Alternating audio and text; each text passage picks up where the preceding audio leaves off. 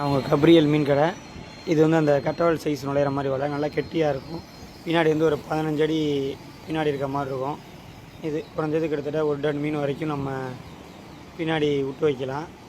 அதே மாதிரி எவ்வளோ மீனாலும், அதாவது டன் கணக்கில் ஒரு டன் மீன் ஏற்றினாலும் உள்ளே போனால் இருக்கும். இது வந்து ஒரு 3 பாவம் அளவு இருக்குது. ஈயம் வந்து இங்கே பாருங்கள், கட்டவல் சைஸுக்கு ஒரு தடவை, அதாவது அரை அடிக்குள்ளே ஒரு ஈயம் போட்டிருப்பேன். அதே மாதிரி ஈயம் ஃபுல்லாகவே நம்ம போட்டிருப்போம்.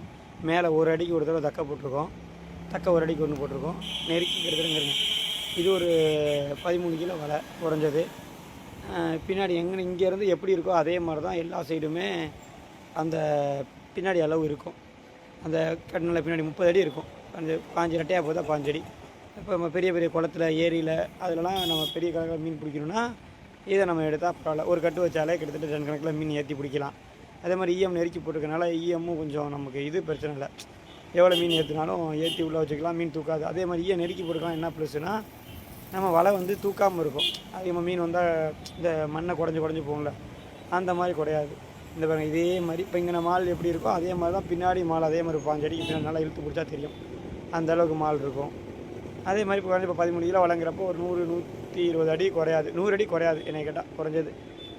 மால் நல்லா கெட்டியான மால், ஒரு 6-7 வருஷம் நல்லா கிடக்கும். ஏன்னா 4 நம்பர் நூல் 4/3ன்னு சொல்லுவோம், அந்த நூல் ஒரு 4 வருஷம் கிடக்கும், உடனே இதாகாமல் இருக்கும்.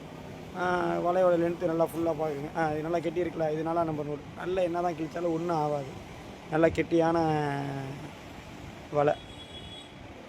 ஒரு குறைஞ்சது கிடக்கும், நம்ம யூஸ் பண்ணுறதை பொறுத்து. நம்ம அழகாக அலசி வச்சோம்னா குறைஞ்சது 6-7 வருஷம்.